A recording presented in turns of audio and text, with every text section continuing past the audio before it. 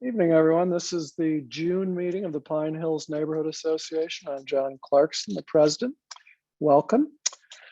Tonight, our guest speaker is Lieutenant Daniel Johnsen from the Albany Police Department, and we'll get to him very shortly. Just a couple of announcements. One, we're announcing again that the Pine Hills Neighborhood Association won a $50,000 ARPA award in the process the city ran, and we're very pleased with that. It's going to allow us to rip up the blacktop in a certain demonstration area, which will include 2 blocks of Hudson and 2 blocks of Quayle Street. That area may expand or contract depending on how far the money goes, and you'll be hearing a lot more about it. But for now, I just wanted to state that for everyone who might not know it. This is our last meeting of the spring. Our meetings will resume in September, and at that time, we hope and expect that we will be back in person. I have been in contact with the Albany Library, and for the board members here, this is news, and they are planning and expecting to be able to provide after hours time for us. That is our regular time, the third Thursday of each month at 7 p.m. in the Pine Hills Library. So that is great. We've already tentatively reserved that room, and we're very, very appreciative of the library, both staff and the board and everyone who works to put together that service, because it's very important for us to have meeting space. Now, when we go back to in-person meetings, some of the things people are used to in Zoom won't occur. For example, you would have to be there in person, and we may not have a recording of the meeting. We are going to look into technical options to do that, but I cannot say yet if we'll be able to do that. I also want to tell you that the library has acquired technology to do this. It's not quite up and totally tested and running yet. However, initially, at least, that will be available only in the main library on Washington Avenue. So if we do any recording, we'll have to do it ourselves. And we might do that, but we'll hear more about that when we get to the Communications Committee tonight. So the good news is the library has provided for us, it looks like. And the good news, we hope, is that we'll be back to see you in person in September. Are there any other announcements from board members? No? Okay, well then let's go to Lieutenant Daniel Johnsen. Good evening, everybody. I feel special being a guest speaker. I don't really have a presentation. I just wanted to address some of the concerns that came up. John had emailed me. First, I'll start off. A couple of residents were concerned about 395 First Street. They saw a large police presence there and possibly a firearm being recovered from the residents. That was 395 Hudson. 395 Hudson, I'm sorry. That was not a Albany police case. That was a DEA/ATF case, which I'm not sure if there was an arrest was made on that because it's not our agency. So I don't really have an update, but a firearm was recovered from that. Another concern was South Lake, people speeding between Western and Madison Ave. Just talked to Commander Gibson, who's on the call today. There will be speed signs put up on Monday, so you should be able to see those. Something that's affecting citywide, but is also Pine Hills, is we have an increase in burglaries, and we're starting to see a lot of them are people pushing in air conditioners, which is preventable because there is a way to secure your residence, but while having air conditioning in the window. So I'll let Dan Webster speak in a little bit, but he can offer security checks. If you're a renter, you can speak to your landlord about how to secure your window. There's, either by screw or there's other security devices, so that can't occur. Another crime that's up citywide, but it's also there's majority cases in Pine Hills, is stolen vehicles.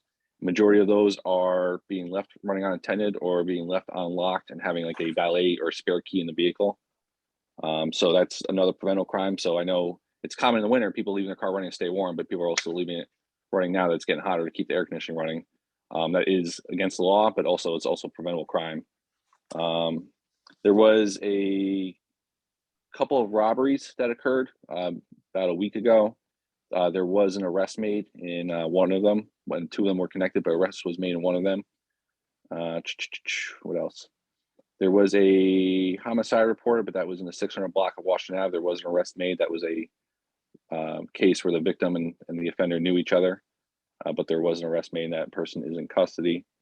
And what else?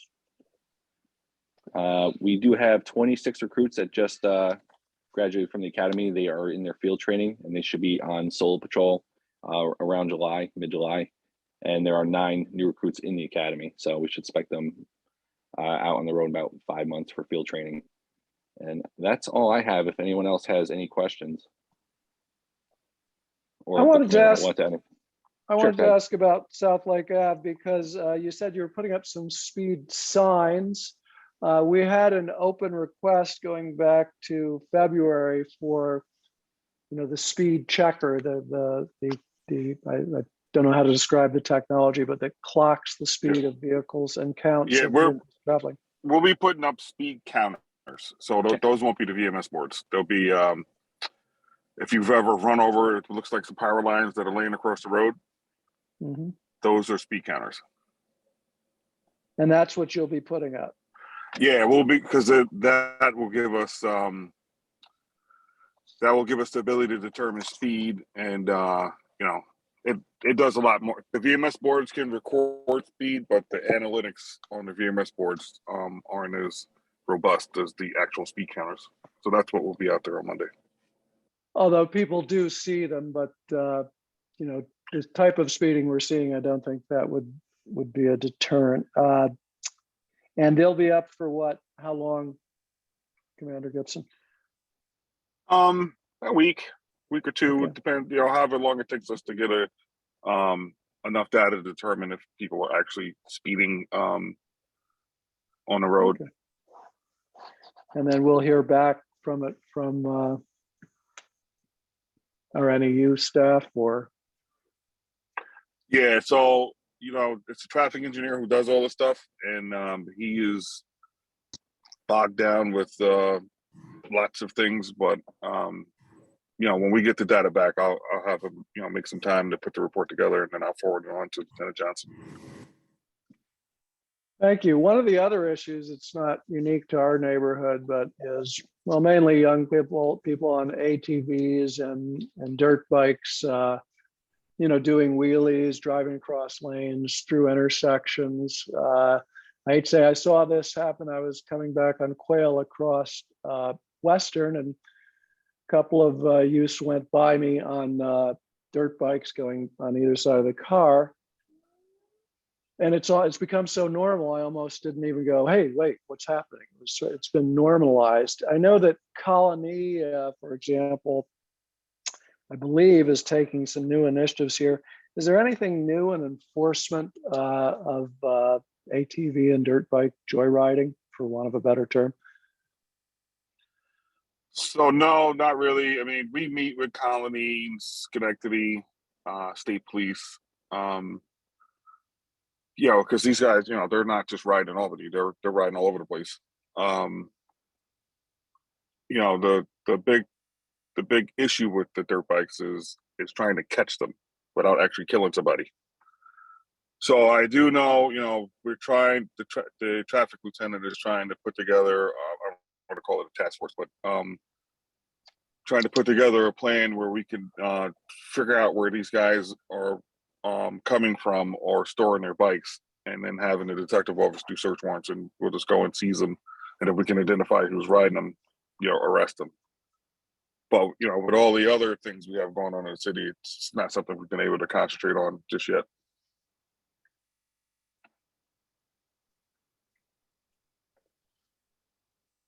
Virginia? This is a more general question about the recruits. How close will these 26 new people come toward fulfilling what you might call complete staffing goal? That's my first question. The second one is, what will they be doing? What is their primary? Are they just going to become part of a general work of the police, or they're going to add more neighborhood NEU people to that?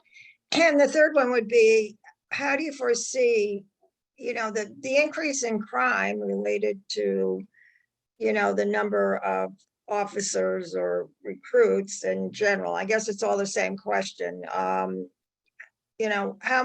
close is this going to get us to being able to see a reduction in crime, which has certainly risen not only here, but in other places?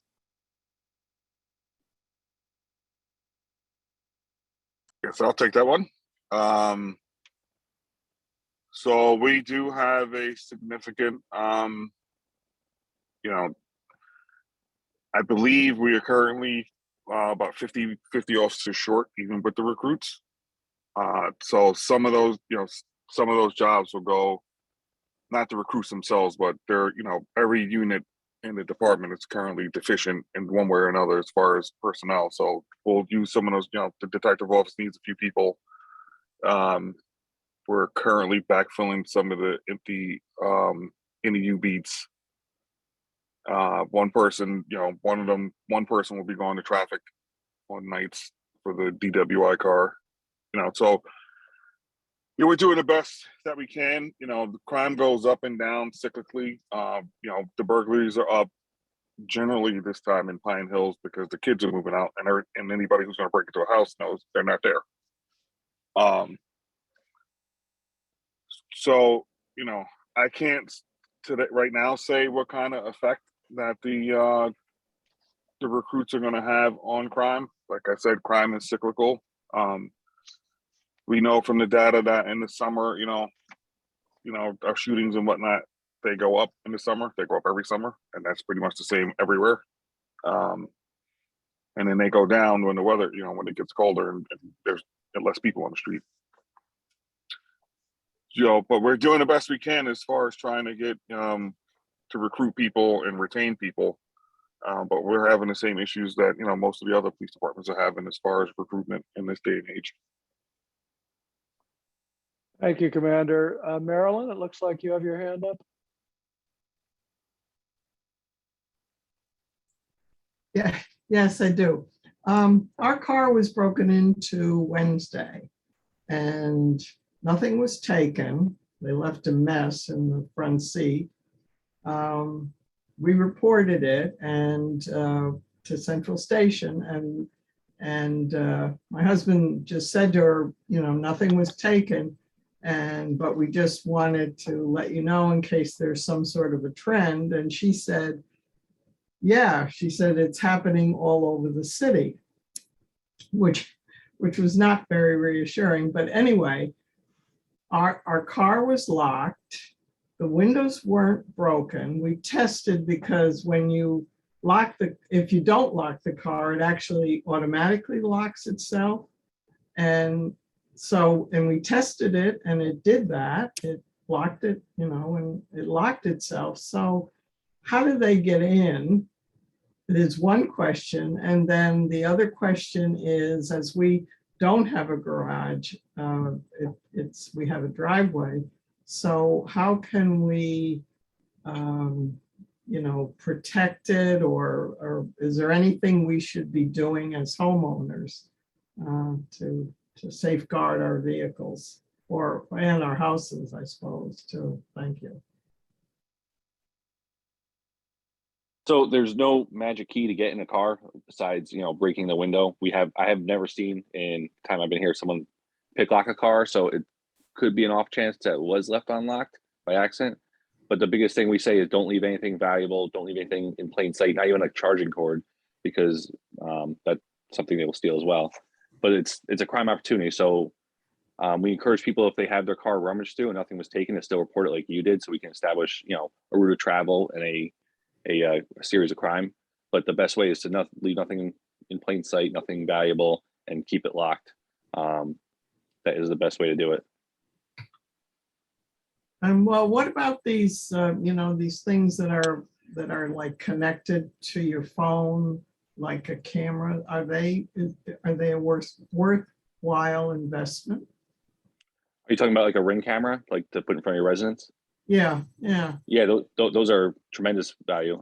I have one myself, my own house, but they're tremendous because then you can see what happens when you're not home or when you're asleep. Yeah. Okay. All right. Thank you.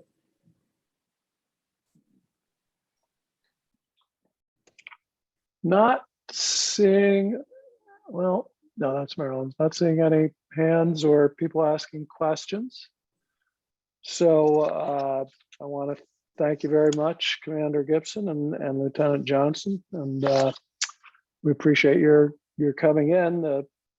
We'll be getting to the regular NEU staff soon, but you may have covered all the big picture questions. I mean, I guess you will be getting back to us on the DEA ATF case, I guess, I mean, and I'm not doubting it at all, but it's, those are reported as our regular police cases. It does appear a man was arrested. He came out in handcuffs, and the megaphone that was playing, this is around 6 a.m, was saying this is the Albany police, and they used the suspect's name and the address of the house, said, please come out of the house. And so the impression in the neighborhood, of course, was that it was Albany police. They may have been involved. I wouldn't know the protocol for these type of operations. Yeah, usually if another agency is, doing a search warrant or a high-risk search warrant, they utilize us. Same way as if we go to Troy to do a search warrant, we utilize them as well, even though it may not be our case or may not be their case. But we will eventually find out what it was about and what happened. Hopefully, yeah. I'll speak back to the detective office, and once I get an idea, I'll let you guys know. Great, thank you. You're welcome. All right, so let's move on with the agenda. If there's no other questions, I'm not seeing any. And we'll just go to the regular committee and officer reports, starting out with Luke Rumsey. Hey everybody, pretty quick update from me. We have not had a CUCR committee meeting this month. We are on summer intersession, both for the committee and also for the university. We are in summer classes currently, and our first students for the fall semester will start to return mid-August. August 22nd is our official first day of class for the fall semester. For those of you that were on campus recently, you may have noticed a couple weekends ago, we had a lot of families and kids running around our stadium. The Premier Lacrosse League had its opening session games at UAlbany this year, which was very exciting. We had sellout crowds both days for those events. We've been at a variety of community events recently. We saw John and Virginia at both the Black and Latino Pride events and then the Capitol Pride events this past weekend. I want to give a shout out to the Albany Police Department for their very successful pop-up barbecues. I think 3 so far this year. And I want to thank them for allowing us to tag along at those and put some little UAlbany tattoos on the kids that are there, and hand out some giveaways and whatnot. And we've also been attending the Serve Albany movie nights, which have been phenomenal. And for those of you that are going to be at Juneteenth this weekend, we'll see you there. Otherwise, that's it. All is well. Thanks, Luke. And now we'll go to public safety, although I don't know if there's a lot more to cover, but I'll leave it to you, Joe, and the rest. Yeah, I believe the lieutenant pretty much hit on everything that I was going to talk about. Okay. Rick Chesser is, Virginia, you have a question for Joe? You have a question for Joe, which is, I know you've been working on trying to get those benches and picnic tables put back onto the little green space in front of Center Station that we called. I did receive an email from DGS that 2 of the benches would be there this week. That's what I was told. I didn't notice them today, but maybe tomorrow they'll drop them off.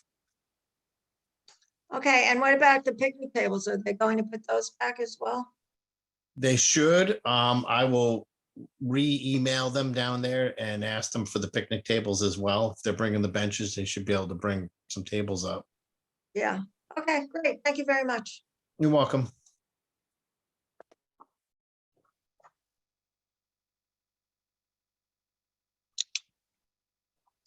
So as I was just saying, Rick Chesser is not here tonight, so I think we'll skip over zoning and code enforcement. it's possible he would join us much later, but I don't think that's going to happen. So then we're going to go to Midtown Pine Hills Committee. Leah Golby will be reporting out, but it's kind of Leah's corner because she's also the coordinator for our post office advocacy. So maybe speaking about that as well. Yep. Hey, everyone. So the Midtown Pine Hills Committee will be meeting soon, or at least the subcommittee will be meeting soon to figure out our activities and or events for the fall. So that's what's going on with Midtown Pine Hills right now. And then the post office, which is right outside of the Midtown Pine Hills catchment area, but serves the whole community right now, the temporary post office. We did send a note out to the listserv with the good news that that was reported in the Times Union, that the post office is under negotiations to return to its former location on New Scotland Avenue. So that would be a positive development if it happens. We actually just found out today, I think, because some people wanted to be sure that that was confirmed. So we did receive a confirmation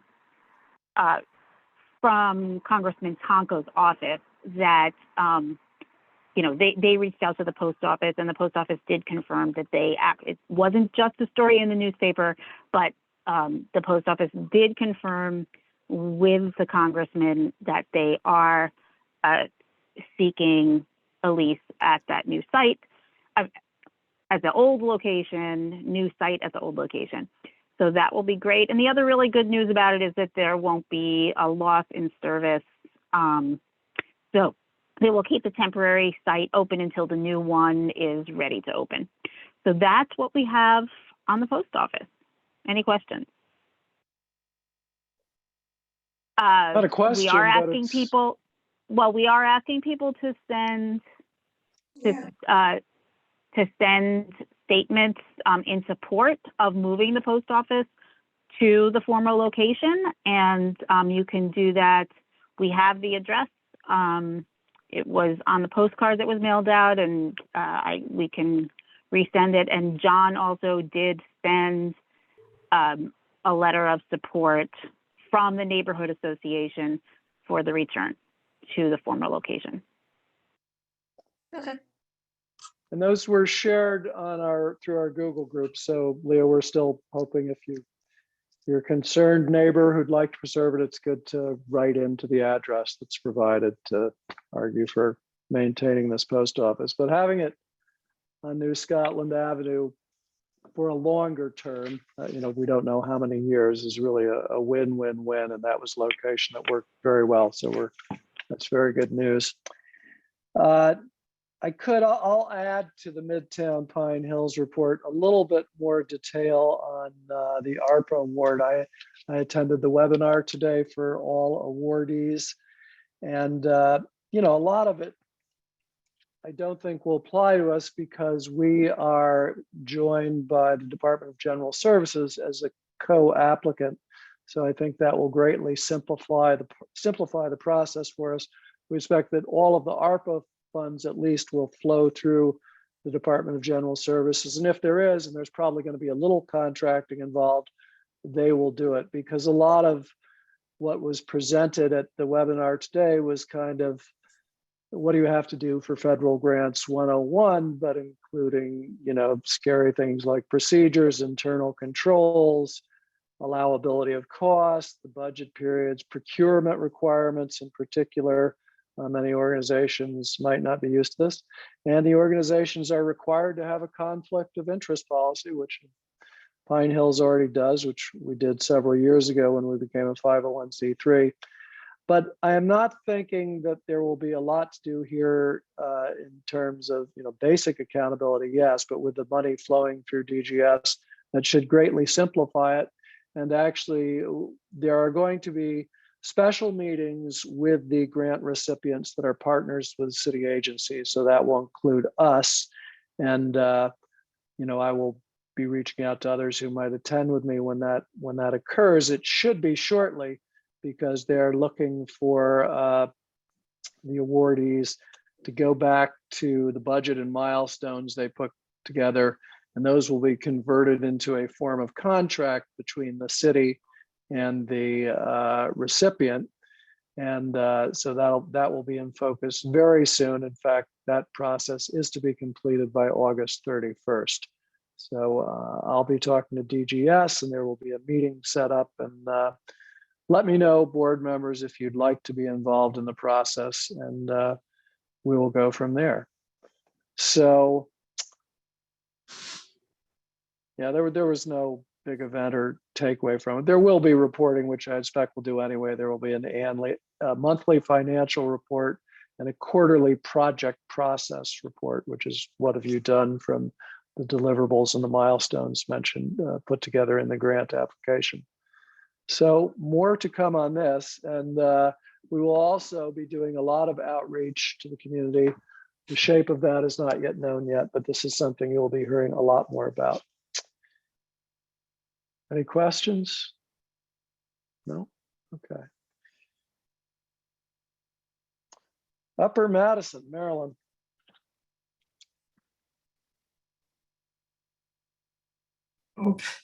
Okay. Yes, we had a splendid meeting this afternoon with Frank Zioli, DGS, to look at a few things on the West Lawrence to South Allen block, which included garbage cans, bike racks, the trees, and the benches near the Tresco bank. And Frank was really, just to go back to the ARPA grant, Frank is really pumped about this grant. He is excited about working with you at the Midtown area. He thinks it's going to be a model that other city neighborhoods may be able to adopt. But he was really excited about it, and it was nice to hear. So I think you're right, John. You're going to have a pretty good time, getting that to fruition. Anyway, we also had a representative from the Bicycle Coalition and talked about where to put the bike racks, where garbage cans should go, that kind of thing. So we sorted that out. In fact, the fellow from the Bicycle Coalition is going to send Frank some examples of bike racks that he thinks are appropriate and that work well. So we're happy about that. The area next to the bank is overgrown and really needs attention. And Frank said that he is going to write a letter. Virginia mentioned that she had checked the assessment roll, and that area does belong to Tresco Bank. But Frank is concerned about the shabbiness of it. He's going to be writing to Tresco Bank, asking them to clean up the area and give them a time frame in which to do it. And if nothing happens, then he says that DGS is going to come in and clean it up. So that's good for us to know. The benches, which are, if you walk down that area, the benches are pretty shabby. And we are going to work out a way to replace them. We, meaning the Upper Madison group. One of the pieces of the area from West Lawrence to South Main, what we're calling right now the Upper Madison Promenade, is also going to have benches. So what we asked, if it would be possible, and he did agree, that we can get the same sort of benches for the Tresco area. So we're pursuing that. Ron and Roger will be spearheading that. And he also did talk about the block between West Lawrence and South Main and the hardscape, which is obviously the brick, the walkway, et cetera, is going to mirror the way the street looks from West Lawrence to South Main to South Allen. So you'll know, we know what's going to happen there. And that's pretty well on schedule, and it will happen. If that part of it will happen next spring. Of course, our part of it is the pergolas, the benches, the tables, etc. And we'll be looking to help work with Roger and Ron, because we're obviously going to have to raise money for that. We have some money, which we did raise through the Upper Madison Street Fair, so we can start doing some things. They're both anxious that if we can purchase things now as prices are going up, it would be good, and then they could always be stored at DGS. So we're, that's one of the ideas that we have going forward. All right, that's about those blocks. The other thing is our film series, the Pine Hills film series, is still continuing. It's still getting a decent attendance. Our next film is Thursday, July 14th. Of course, I forget what the name of the film is, but anyway. Not suspected. Yeah, I thought it might be I couldn't quite remember. All right, Unsuspected. And again, it's free. We do ask that people, if they can, we suggest a $5 donation, but basically it helps us in terms of purchasing the films for next year, and also any kind of advertising that we may want to do. The other thing is, I think, in Virginia, maybe you can expand on this, that the concert series begins July 18th, and I think all the groups have been contracted. Is that correct? Well, the last we heard from Brett Sears, who is our booker, and he's been doing this for the past, actually since it started pretty much, needed to fill one more slot. So I think that we'll probably start advertising soon, getting out the word that they will be starting July 18th, even if we don't have the total list yet. But people should be aware that these things are happening, and I think we'll use all our social media to advertise that, and as we get more information. The other thing I wanted to add is that we were asked by the owner of Kismet for a letter of recommendation, because he's applied for an Amplify Albany grant, to pay for, I don't know exactly how many performances of a belly dancer or belly dancers at their restaurant, which we think would be, great, be fabulous. It's something that, would certainly add interest to the block, bring more people. He understands the whole concept that, helping one business helps everybody. And people might come for that and then realize that there are all these other things going on in the neighborhood, and that'll just generate more interest. So we were happy to write the letter, and so far he told me he hasn't heard, but he has hopes that that will happen. Anything else, Virginia, that I missed? I think we're all set. Yeah, well, we're going to have a meeting. I mean, we need to continue to move on, as Marilyn said, with the price chopper block, and so this is going to take a lot of kind of planning and meeting, et cetera, et cetera. You know, I just had a thought, Marilyn, when you were talking about DGS writing a letter to Trusco. We are clients of Trusco. We might sound off too, although I know that Eric would not want to upset the relationship that has worked so well for him in every transaction, right? But Yeah, right. Well, you know, well, I suppose, I guess Eric's not listening. well, I suppose we could write a letter, you're right, we could write a letter as a client of theirs and as the, you know, the street, the block has been, you know, really spruced up through the efforts of DGS. And we, you know, we hope that, you know, you might also help with A letter or maybe even an in-person visit. I don't know. yeah. But it's distressing to see stuff like that. It is a valid functioning business on that block, and we want everyone to.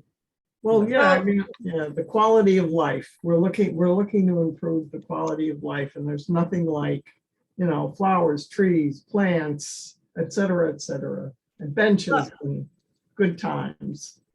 I just want to mention that we did go in, I did talk to the new manager, Stephen West, who came to the original meeting to talk about the juniors block. And we also talked to them about scraping and painting the metal door through to the drive-in. And they apparently have put in a work order for that. So I would hope not to, you know, get this guy into trouble, because he did say that he was, he told his staff that they were responsible for cleaning up around the benches. And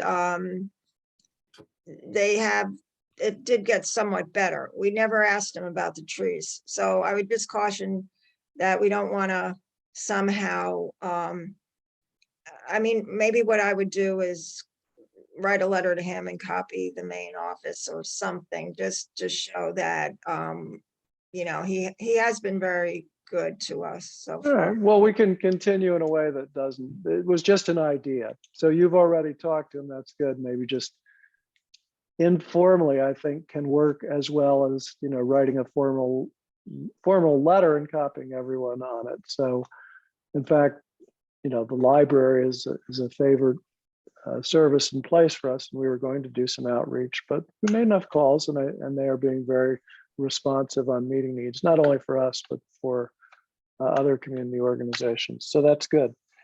I just want to throw it out there as an idea. It's not a must do. Yeah, well, I wouldn't say that we shouldn't write a letter. I think we should just give him an opportunity first, because the thing is he only has so much clout.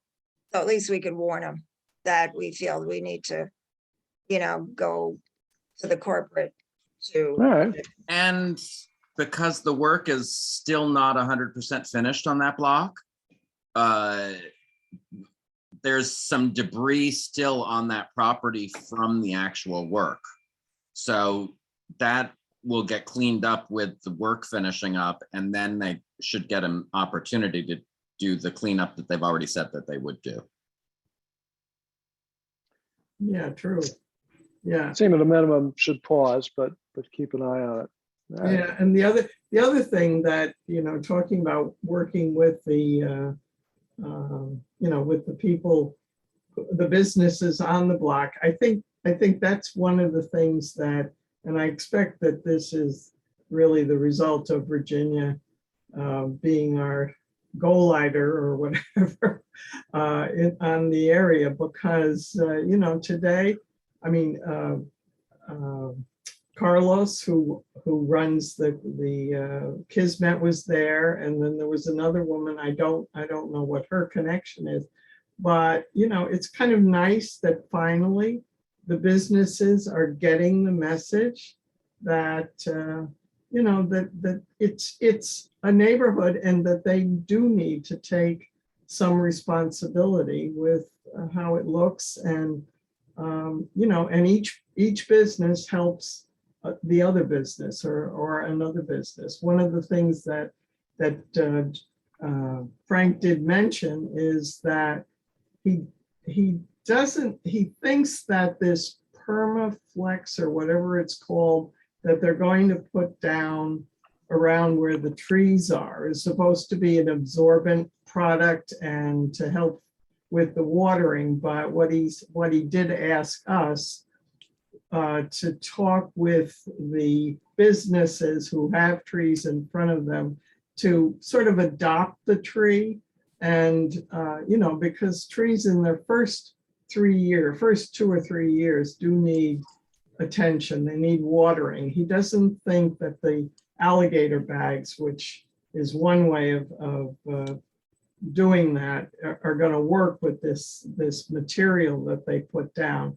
So there is going to be need for attention to the trees and watering them. So I think again, and that probably, John, when the Midtown business gets going and the trees get put in, et cetera, is going to be a point that probably will have to be made to those people.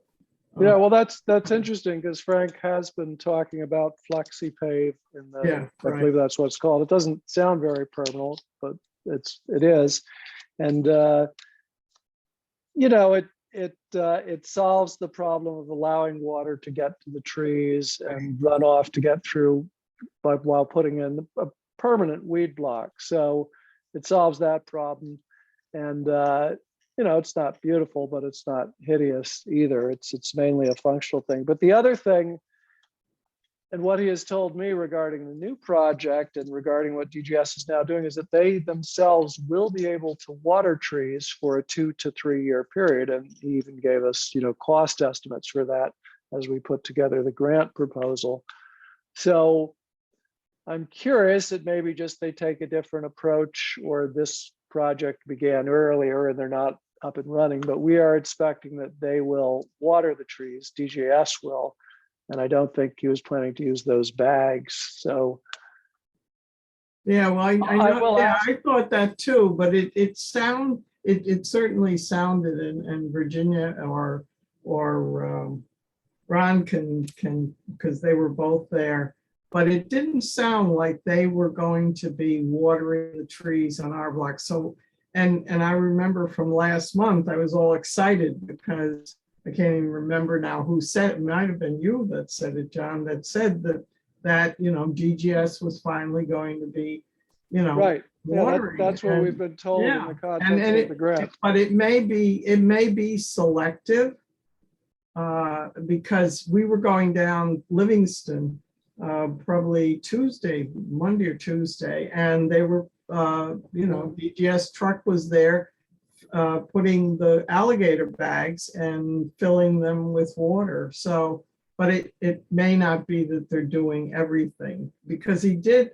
It wouldn't, Marilyn, it wouldn't be totally unexplainable, because the problem of not being able to get voluntary watering in rental neighborhoods is a long-standing one. Where you have a homeowner or a business, obviously they have an interest in seeing to the health of the tree. So it may be they're planning only to do this in areas where they deem it necessary.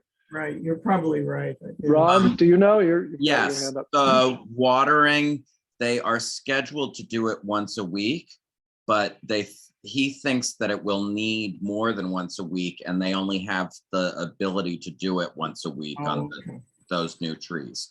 So there will be at least one, but that's why he was looking for the businesses that are in front of those trees to adopt them and give them extra care. Well, that may have implications for the Midtown project as well, because he was thinking about that. We're going to sit down with DGS also, with the arborist, the forester, with the water department, which is very much concerned with stormwater runoff, and the whole thing about it being a demonstration pilot project, is we can try different things and see what works. So that will probably be the longest portion of the discussion. Virginia, you have your hand up. Yeah, I also, they also planted a couple of new trees across the street from the block, and they do have alligator bags around them that the city put there. And Frank said that all the trees that the city plants with alligator bags. They hired new staff and those will be watered, but that we should kind of help out, whatever that means. That was one thing. The second thing was the other person who was there today was from the Bike Coalition, Rosanna. So I invited the bike people because hard to believe, but apparently DGS does not consult any bicyclists when they order bike racks. So it was good that these people were actually there. And thanks to Leah, because she helped make a connection, and having them show up made a big difference, because if you don't have them there when the time comes, you will never get it right, because they have no idea what they're doing. So Frank actually said, well, maybe it would be good if the city talked to some bicyclists, well, yeah, that probably would be a good idea. That's about it. All good, I would say. That's what I'll say. I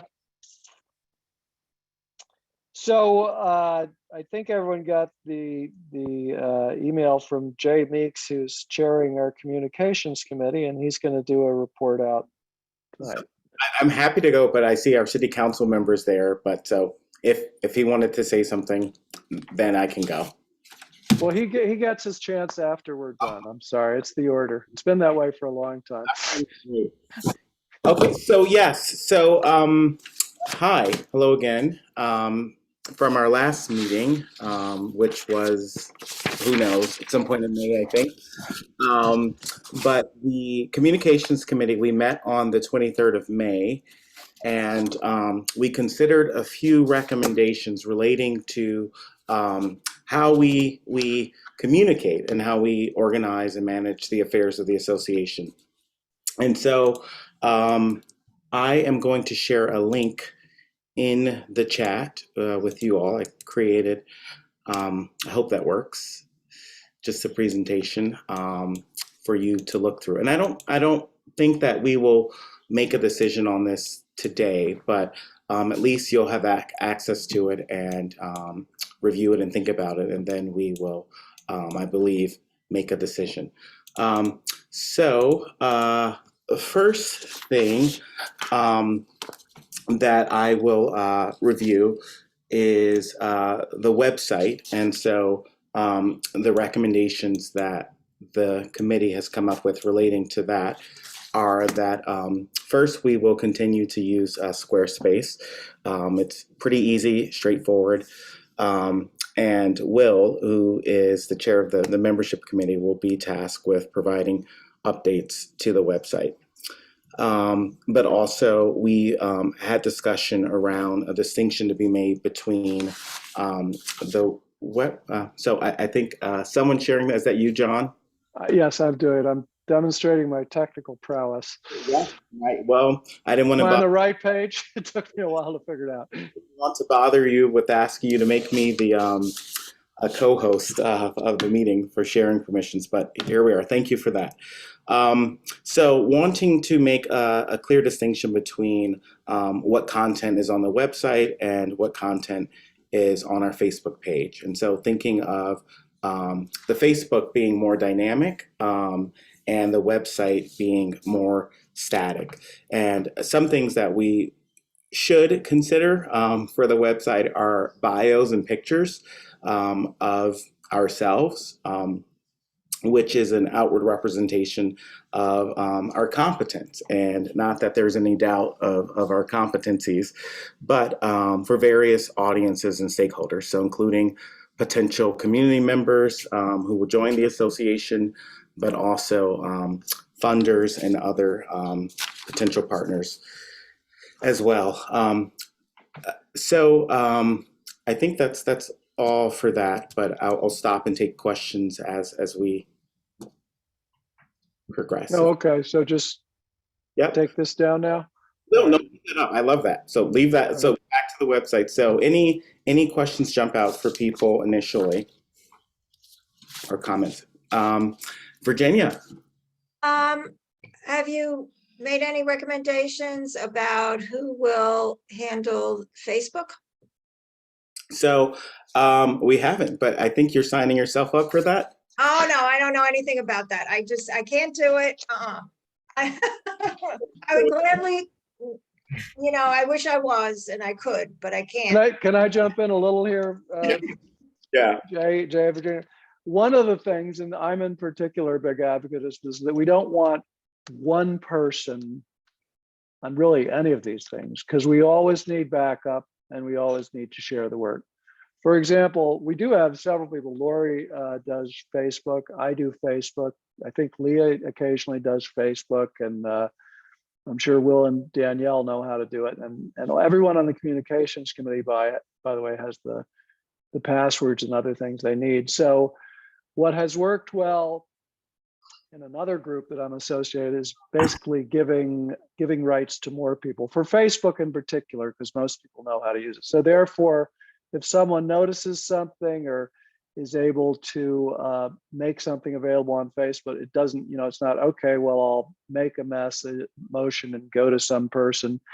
They have the ability to do it, and there's always backup. The same thing is true of the website. One of the reasons why we went to Squarespace is because we had a website that only Jonathan could change, and he was looking to make some changes, and it was difficult to work with. So with Squarespace, with taking due care, it's pretty easy for people to do individual updates, and hopefully it's all technology dependent, but we'll see more of that. So but it's good to have a regular go-to, and I think that's what we're trying to get to here. Okay, so in terms of, say, an example would be the upcoming concerts. I could just email any member of the communications committee and ask, or everybody on the committee, and the first person who. To the chair, simplifying it. It's fine to just email it to me, and I will make sure. Thank you very much. So yeah, hierarchy is good sometimes. Not that there isn't, but I do like there being a person, right? And so I'm happy. I like that too, and I thank you very much to being that person.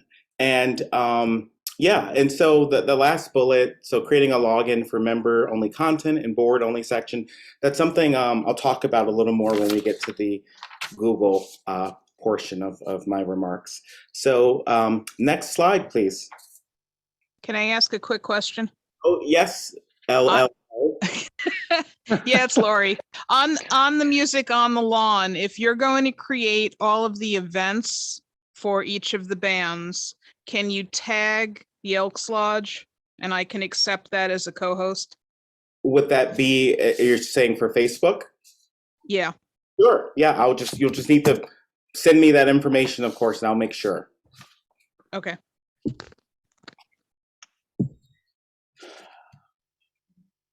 All right, I don't see any other physical or virtual hands. So Zoom meetings. This has been a very interesting point here, how we get here and how we get into our meetings. And so I believe we get the link. John, you can speak to this process that we have. Maybe. Let's see. Well, I've been doing it, although we had a couple ones that the library managed for us. But what's the question? We send out a link. Oh, are you talking about for the members? Yeah. So in terms of how we get into this meeting, it's usually, I think the link is sent the day before or something. But is there the whole rationale for doing it this way versus maybe some other that we'll get into in a second?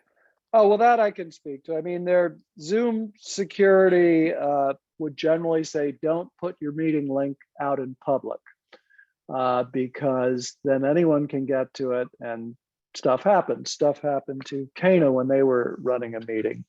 And so it makes it hard. It's never happened to us, but it's kind of, we have not at any time. We ask that members request, all our members are welcome to participate in a Zoom meeting, but they have to request the link and then we send it to them.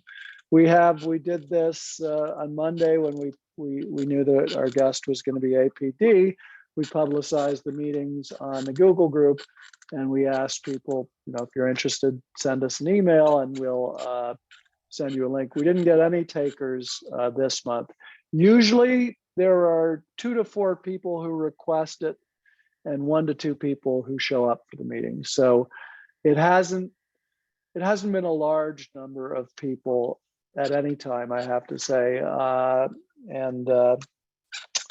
I was talking to Zach Simpson from Canaan. They have had a fairly, but they're a broader organization, and a lot of their participants are the 20-something neighborhood association. So he's got bigger numbers of people live, attending the meetings. But I don't claim to be a Zoom security expert. It's just that I was concerned enough about it. Plus, we never, we are getting views on YouTube, which people get to through our website, but I don't know, there hasn't been a tremendous number of people other than our board members and our regular participants who want to join in the Zoom.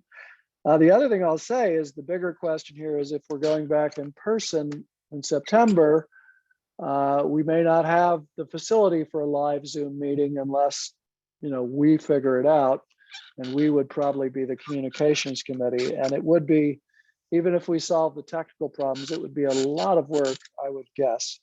The library, as I said earlier, maybe you weren't on for this, the library is working on their own solution to providing hybrid meetings where you can have in-person and also Zoom or other software participation. They've got equipment, they've got software. They're not quite done figuring it out though and training all their people. And they're also only going to be able to offer that if the meetings are held in the main library, which I suppose we could do, but it's outside our neighborhood and requires driving and parking, and the parking lot usually fills up. So I'm not sure how we'd feel about that. So I don't know that, whatever works, but I'm thinking we're going to be getting to a new mode of meetings by September. By new, reverting?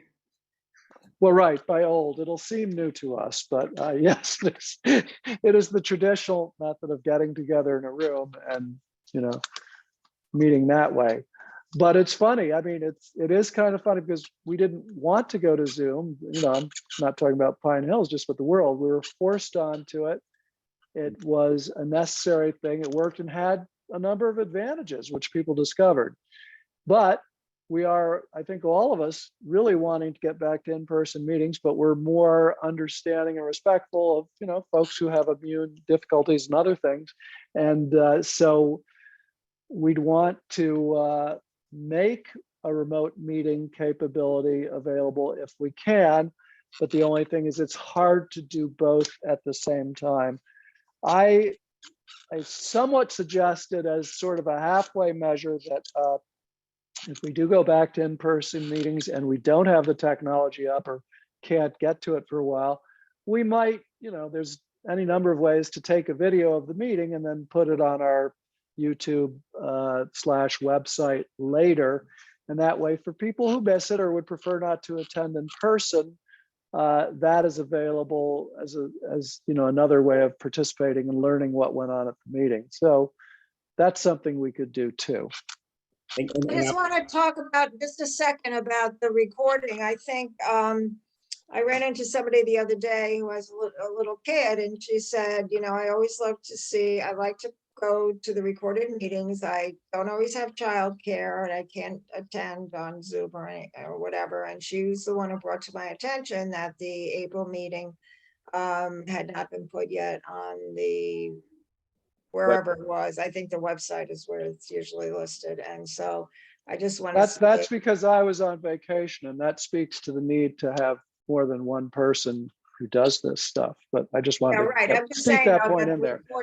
the recordings they seem to be appreciated.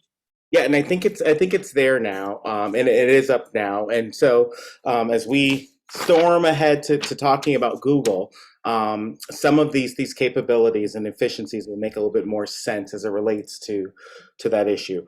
But I guess to button this up a little more, so we are exploring ways to make joining these meetings more accessible and easier with existing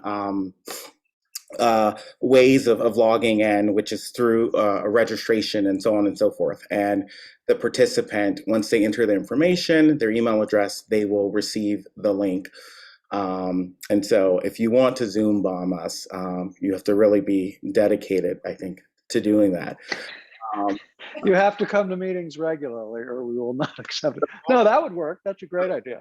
So that email address that you're getting the link through, if it's a throwaway email address, and if you're like me, creating an email address,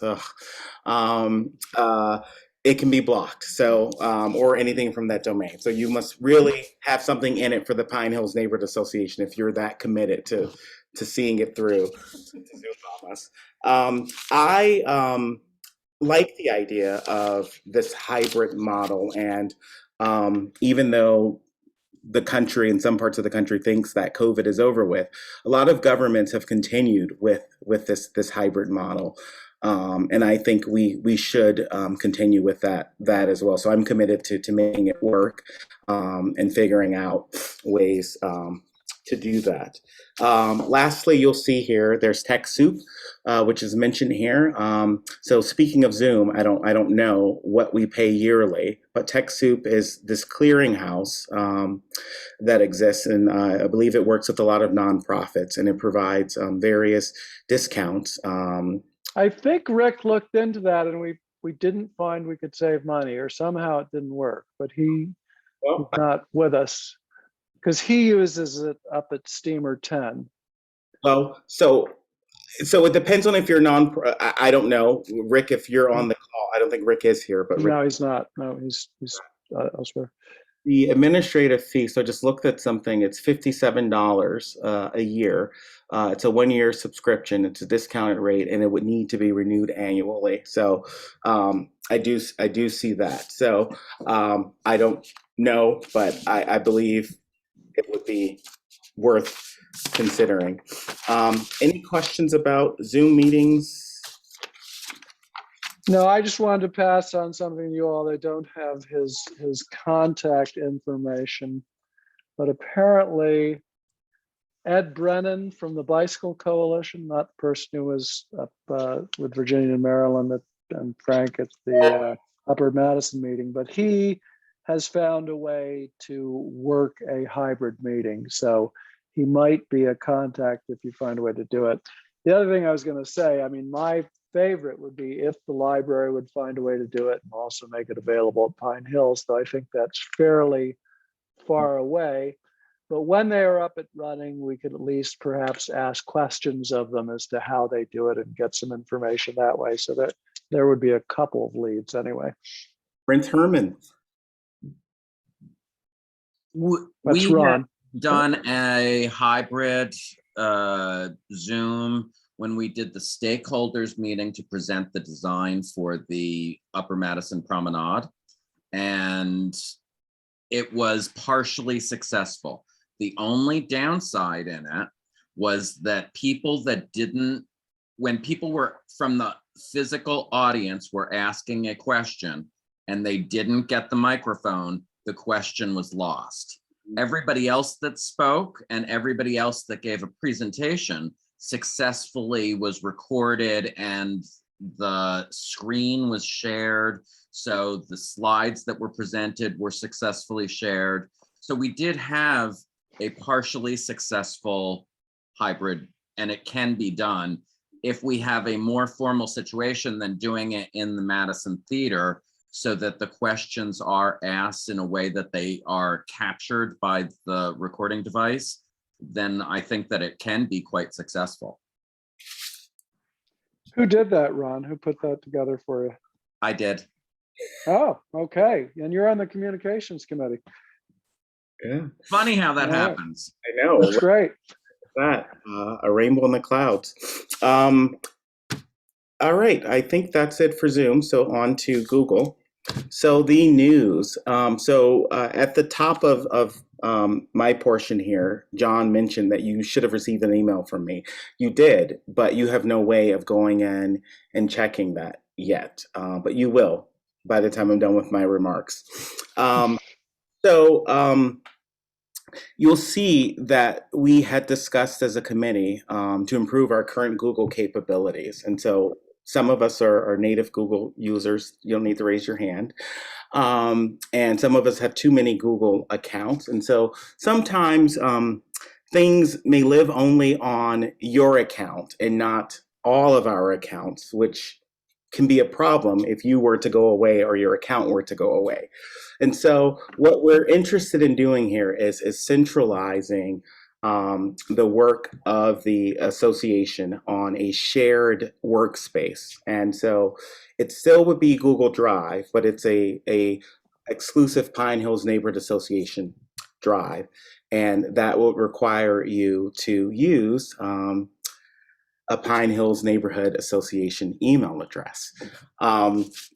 And that's important for a few reasons. And so what I mean by a Pine Hills Neighborhood email address is a domain name. So our domain already is the pinehillsna.org. And so it would be, for example, J, my first letter of my first name and my last name, all of it, jmeeks@pinehillsna.org would be the email address. And so I can, do I want to do that now or not? No, I won't do that now. But I just explained the naming convention to you, and I will send out all of that to your personal email addresses later in the week. But what I have done is, and none of this has been approved by my wonderful colleagues yet, but we're in the pilot phase, if you will. So I have created those email addresses that include the first letter of your first name and then all of your last name at pinehillsna.org. And I have duplicated the drive that I don't know whose it is, where all of our documents are, but it is on a Pine Hills domain. So what I had to do to get there is I had to fly to California and meet with Google directly. I'm kidding. It required working with our friends TechSoup, and so needing to send our 501c3 status letter to TechSoup, who made sure that we were on the up and up. But I also needed to work with Squarespace and doing some coding to make sure that things matched and worked. And so we are officially a nonprofit in Google world. And we do have email addresses with the Pine Hills domain name as well. So again, after this presentation, I will open this up to more questions and what that may look like for us. But coming back to the website, that point of creating a login for member-only content and the board member-only section. So that would be called permissions, and that is something that you can do through Drive. Also, as it relates to videos of our meetings, and so normally, I believe our practice is to record things into the cloud, and then we have to download them and get them out of the cloud because we're running out of space, and they'll tell you as much.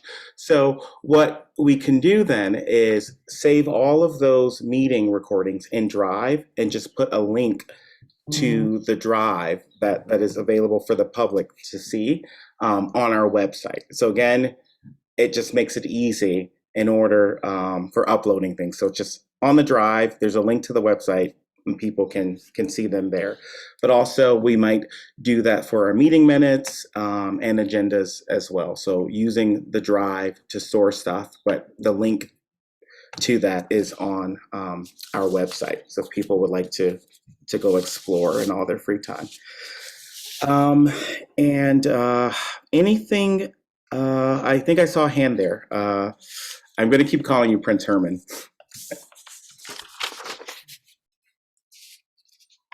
Sorry, I thought I had lowered my hand earlier. I left it. Virginia Hammer, do you see that you're there? Yes, I do. I don't know if that's a good thing. Yes, it is. trying to remember. So a perspective. Do you have a perspective on the Google Digest? What is your perspective? Well, the digest part is basically a format to, not send a lot of emails out separately. And so, in terms of the digest, yeah, I think that's a great idea. And I think most people appreciate it. I don't know exactly, what else you're looking for. I mean, originally it was not meant to be a one-way street. It's, all our members are free to use it, and we want that to happen, and we want everybody to be able to put things on there. It's just kind of devolved to its lowest common sort of denominator. Virginia, was there ever a period when there were a lot of like debates and back and forth going on, either in Google or its predecessor? I guess you had a Yahoo group. Did that ever happen, or? Well, with the Yahoo group, some other people who were there can comment, but it seems that was not actually ever really very popular in terms of people talking back and forth. And the reason it was meant to be a perk for being a member is that, everybody could talk to each other and discuss things and et cetera, et cetera. I think some of maybe what happened was that the next door neighbor came along and in a way I'm glad, because we didn't ever wanted to get a lot of nastiness. And we at one point did have a lot of nastiness, even before the Yahoo group. It was just, people's emails that we all knew personally. So, yes, I would say that it's not really ever been used for its main intention, which was to give members a vehicle to discuss what they wanted to talk about, what was important to them. Well, it also allows us a way to share a tremendous volume of email, and people can choose how they receive it. I honestly still don't think the majority of our membership knows that, but you can get the once a day or every other day digested version. You can get every single email, or you can even choose, and I don't think many have, but you can choose, I don't want the emails, so just keep them and I'll go to the Google group and look for myself when I feel like it, or when I hear that there's an issue I want to check into. So, well, I think that Carolyn at one point, because she was the connection between the membership committee and putting people, actually giving them access. right. And she changed everybody, whether they wanted it or not, to digest. To digest, yeah. But some changed back to no, I want every message. And Okay. Yeah, some I'd people like have to chime multiple in when you have accounts a too, sec. and so but they do have the opportunity to say, I don't want any emails, and therefore I can do it. So that's just an advantage of the technology. Leah, go ahead. Yeah, I mean, so there was a question of, was the Google group ever used as intended? And I just, from my being part of the Yahoo and then morphed into, which then changed into the Google group, and I know there was intent to have the Google group be different than Yahoo, but I think Virginia really did hit the nail on the head with the next door kind of took over a lot of some of the functionality of how people were communicating. When I first joined the Pine Hills Neighborhood Association, there were a lot more people sending emails. There wasn't a lot of back and forth, but there was some back and forth. And that, I think, was under the Yahoo group. I think by the time we moved to the Google group, it really had become more of just an announcement, like, here's some information for you, which is what it is now. Here's some information for you. I think it's fine. I always know that if I miss an email or if I miss information from someplace else, that I can go and find it in my email. I chose not to to use the digest format because I don't like it. I like getting news as it hits. So there you go. Which raises for me, so the last thing I'll talk about is a newsletter. So if we have a digest, what then might be the purpose of a newsletter? Is there a redundancy there? Is there a need for a newsletter, or should the newsletter be something that is done quarterly rather than monthly? I have thoughts. Okay, yes. I mean, I have thought that they're two completely different animals, right? They're two completely different things. A newsletter is done intentionally for the membership, whereas the way that the Google group is functioning is really, it's just forwarding press releases and other bits of information, newsletters from other organizations so you can see what's going on with the library or what's going on in the neighborhood next door that has a lot of fun things and we don't. Things like that. I object to that characterization. There they go. All the neighborhoods surrounding us, we do a lot of fun things. We do, but we don't have a newsletter telling people about it. Well, we do. We did one last, and we had a while ago, and I was way pre-COVID, way before that. But again, it was Jonathan who did it, and he no longer wanted to do it. So we kind of talked about for a while going to an online newsletter rather than a printed newsletter. And we've had one and using Constant Contact, and it looks pretty good. In fact, I was going to do one prior this week, but I didn't get the time. And I also realized, well, there's not a ton of new news anyway. A newsletter also, we may send beyond purely our members. Okay, we do have people on the newsletter list, which came over from an old MailChimp list, has more people because we want to broadcast news out to others beyond those who have joined our neighborhood association. So it does that too. But and the one newsletter which we did in the Constant Contact format was well received, and we have a format. It's not great, I put it together, so I'll take the blame and or credit, but it's possible we could do more of those. I'll share my perspective on when you change from a printed newsletter to an email to an online. It's very different because we don't have to, for example, do it quarterly. You don't have a publishing, printing lag or time schedule, and you can I don't know if it's most often, but very frequently organizations, when they go electronic, choose to do, well, we'll do a newsletter when we have something to tell you. When there's news, either we want your interest to something, and you can sort of pick and choose with that.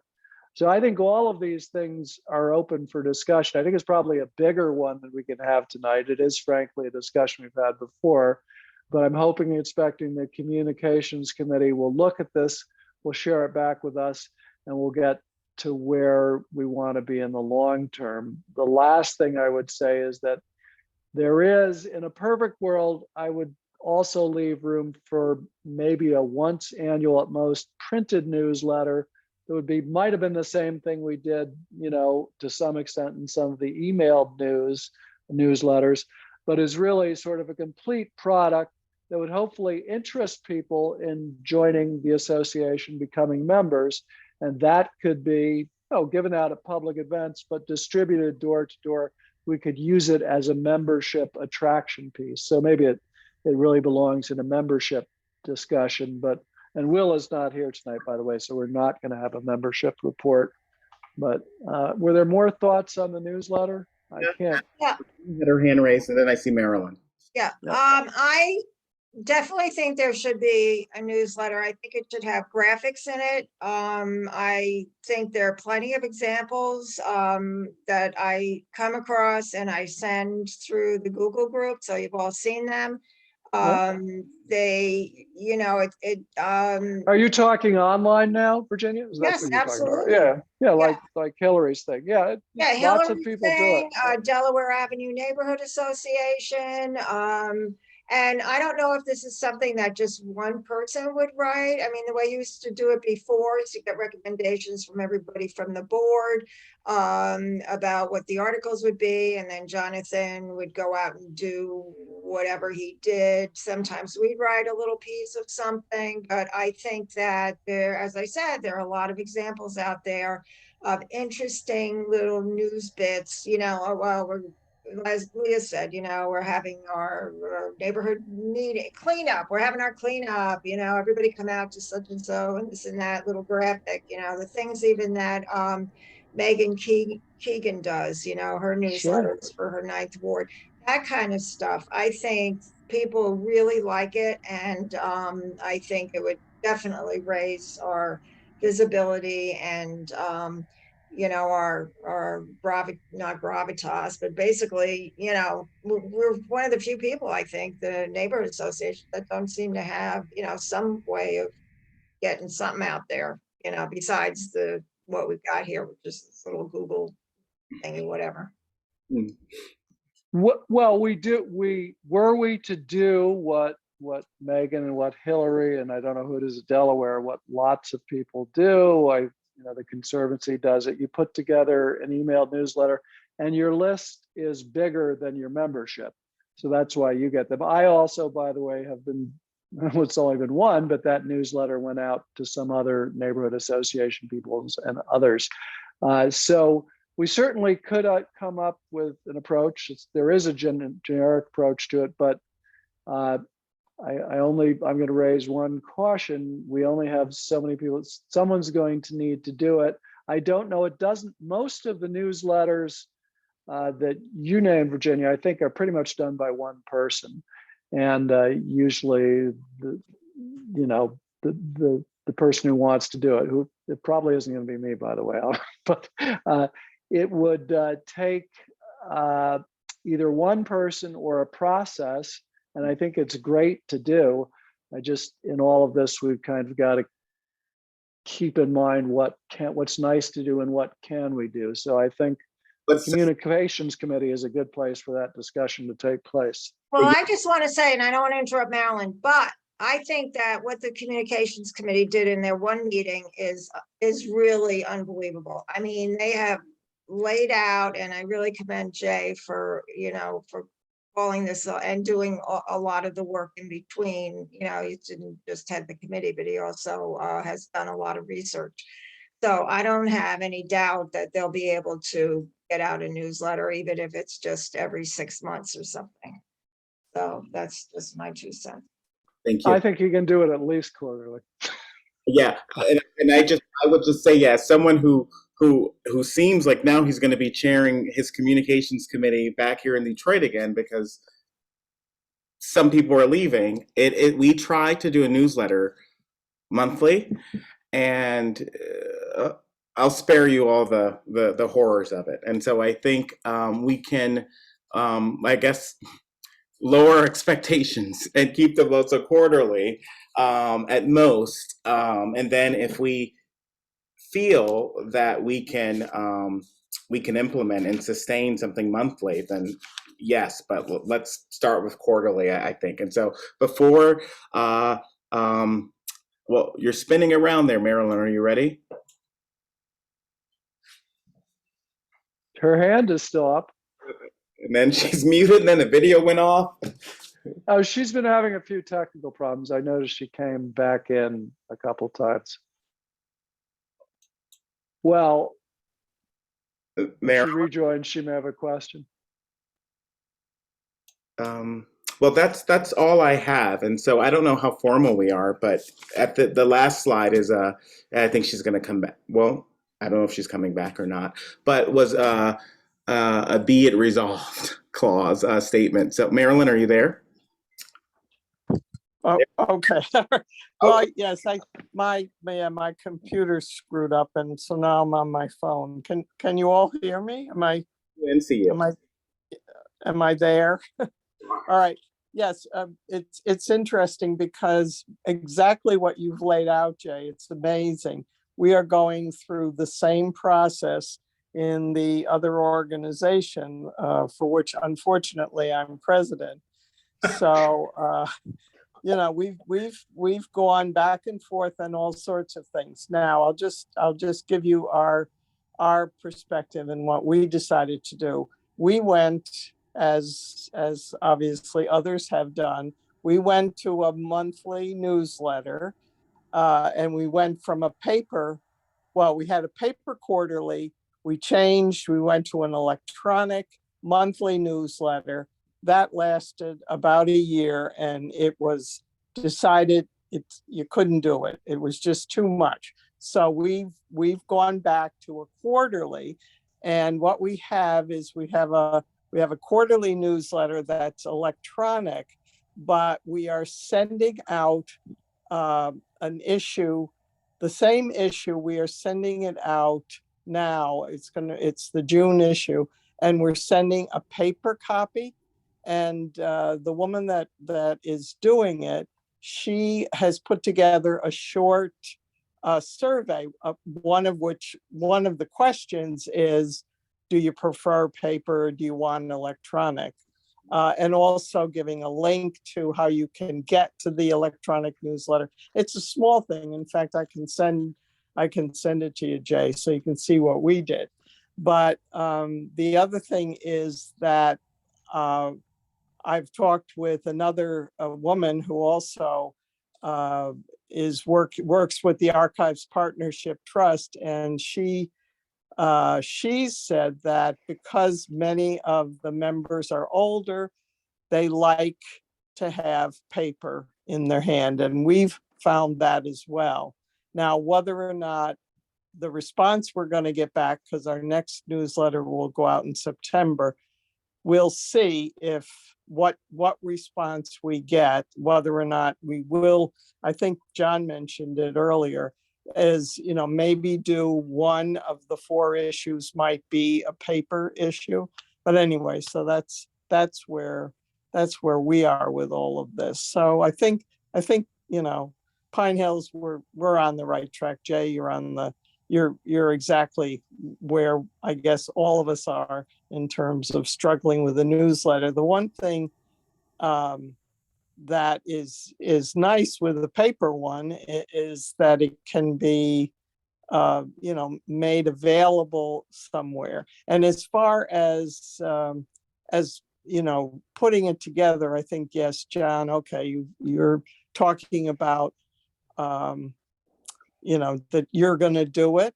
But I think those of us who are chairs or co-chairs of committees should be the reporters for the issue. And we should give you, a short whatever. I mean, like the Upper Madison, either Virginia or I will take it on and say, okay, the next issue, you write it.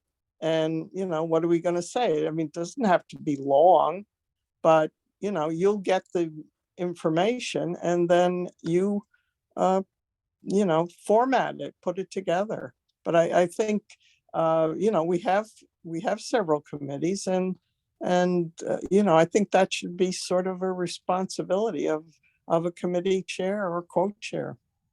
Anyway, that's my point. Agreed. Leah. Yeah, wow. Thank you, Jay. I had no idea we were going to be getting this in-depth report. This is amazing. Thank you for all this work, to you and the committee for all this work. It's a lot. I do feel a little badly at least we don't have many people who are not on the board participating in this meeting tonight. I think it's good for anyone who's going to watch it, who's going to take the time and watch it to learn about the inner workings of PHNA and then, maybe join more. But it was just, and this is not intended for Jay at all, but it's 8:30 now, and we spent we spent half an hour on Upper Madison and a half an hour on communications, and I did not realize that I was getting into this. And we've got a Wusu here who's been ready to give her a report since he logged on, and you know, so I think that I appreciate everybody's work and enthusiasm, but I am concerned that this has become a board meeting rather than a meeting of the neighborhood association. You're right. It has gone a little bit long. I asked Jay to do a report out, but it's a new thing for him. So it is usually shorter when committees are reporting. So, and you're right about the time too, which is my job, which I'm not very good at, which is keeping things short. So, Jay, your last page was a resolution. I asked that we defer on that because for one thing, I started opening up the bylaws, but I mean, communications, we have a lot of committees that sort of come and go. And I don't think we've done resolutions formally for any of them. And then, well, Danielle would have to take it down. We'd have to have a compendium of resolutions. I think the governance committee needs to look at that issue holistically. How do we record, and how do we do all of that? So, but this is very good, excellent progress. I thank you. And there is more to come on this. Now, is Owusu still here? He's still here. I think Megan was here briefly, but she was uncertain as to how much time she'd have. She sent me a note. Yeah, so, she texted. Yeah, she had to go. She texted me. She needed to go. Let's go to if we need Owusu anything, we then. can. Great. We Yeah, can get that's there. good. Let's go to Owusu. Hello? Owusu? Yes, good evening. Good evening. Let me hope stop everyone is sharing so we can see you too. Okay, there we go. okay. All right. Yeah, hello, good evening. Hope everyone is doing well and enjoying this beautiful weather that we've had the past couple of days. As many of you are aware, there was a ribbon cutting for a barbershop that just happened yesterday for Golden Blades. Just want to give an update about Richfield Park. The sprinklers, they're breaking ground, and we should have new sprinkler pads at Richfield Park in the next 2 to 3 weeks. And that project in construction has already started already. There's also construction that's taking place on Park Avenue between Quell and South Lake. We're getting new road paving and also replacing some old sidewalks. More recently, I was hearing complaints that some of the construction crew are starting a little bit early. I was able to talk to Randy and we were able to come up with a solution. So I'm excited that the construction, also neighbors are working together to move our neighborhood forward. The ARPA funds is finished. I'm glad to see that the Pine Hills Neighborhood Association received the grants that we applied for, and also RISE, the refugee immigrant community, is increasing in the city of Albany. I'm glad to see they also received their grant request. I'm excited about that.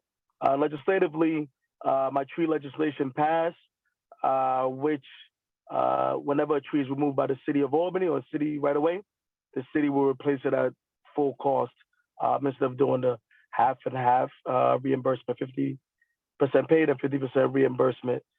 I will continue my council on the corner for again this summer.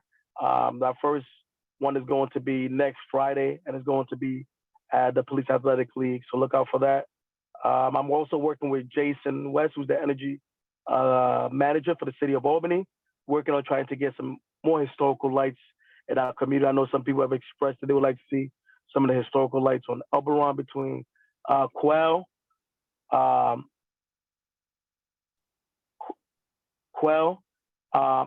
between Quell and South Lake, and also some on Madison Avenue. So Jason and I are working on trying to get some historical lights at that location. Also, I've been hearing a lot of complaints lately about speeding through our neighborhood. And I'm glad to see that the mayor is doing something about the speed humps. Is going to be focusing on, the South End and also West Hill for a pilot. But I've been advocating for the mayor to make sure that we get some in the Pine Hills neighborhood. And then lastly, it is my birthday coming up. June 29th is going to be at the August Hotel from 6 to 9. All are welcome. And I hope to see many of you at that location. Also, there's a new Caribbean restaurant that just opened in the Pine Hills neighborhood, right across from the barbershop, also Ontario. So they only open right now limited hours on Tuesdays and Thursdays from 6 until midnight. They look forward to expanding their hours as time goes on. And also I have huge cases of COVID test kits. So if anyone needs some, please do not hesitate to reach out. Thank you so much. Thanks, Owusu. Leah's got her hand up. Oh, that was left over from before, but I do have a few questions for Owusu, but I'll just ask one of them, which is the restaurant on Madison and the restaurant at the Old Bros Tacos, are those owned by the same people because they have a similar logo? So, you know what I'm talking about? So, the Old Bros Tacos, there was something, I saw Steve Barnes posted something that there's something kind of sort of open there, right? Yeah, it's not the barbershop, right? You're talking about the Jamaican restaurant, the Caribbean restaurant? So there's the It's right next to Caribbean the Asian restaurant place. on Madison, the Caribbean on Madison between Ontario and Partridge, and then on Ontario and Morris, where Bros Tacos used to be. Maybe that was before your time, but Oh, I know where it is. There was a Dominican restaurant that was supposed to be looking to open. I know it's the height of pandemic, they kind of put a pause on it. I will have to follow up, but I haven't been informed. yeah, I mean, I think I saw Steve Barnes posted something very recently, like yesterday, that it is open for limited engagement. Like it's Wow. very limited, and maybe you can only order online. So I was just checking to see if you knew anything about it. But yeah, Gotcha. find out. That would be interesting to know. But all right, cool. Thanks.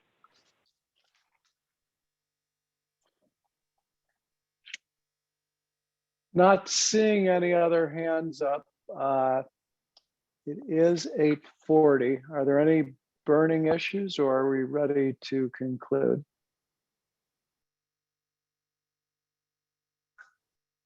Well, I guess we're ready to conclude. I'd just like to ask, what happened with the resolution? I had to leave for a second, with the resolution that, that the board accepts the, I suggested that we defer, as we have a lot of committees. We don't, to my knowledge, have resolutions for them. It's something to be considered how we do that. The governance committee, for example, is going to be looking at our procedures, although I believe Perry has left us. So it was also given the time. I just think let's think what we need to do in a resolution and what we don't, and let's think what our existing bylaws, by the way, say about committees. Can anybody give me chapter and verse on that? No? Okay, well then we'll look at that and we'll see what we need to do, okay? But not tonight, it's a little bit late. With that, I move we adjourn.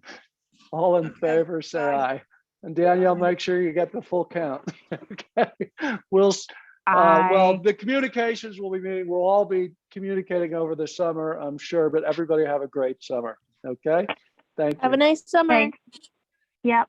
Bye, everyone.